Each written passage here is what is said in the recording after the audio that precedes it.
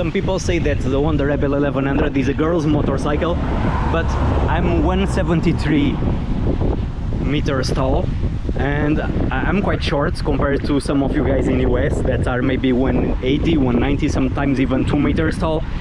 So the Rebel is a perfect fit for me, and even the Rebel is a small bike, I still need the risers to feel comfortable on the Rebel. So you guys can imagine that I have short arms as well, short arms, short legs, and I'm only 173. It's quite average for my home country.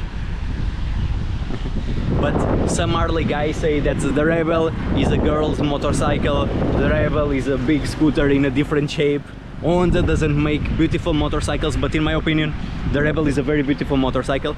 Yes, I agree, Harley 883 is way more beautiful than the Rebel. I really like Harley designs, but why you need to tell to someone else that their bike is a shitty little mini motorcycle or girl's motorcycle just because you prefer Harley?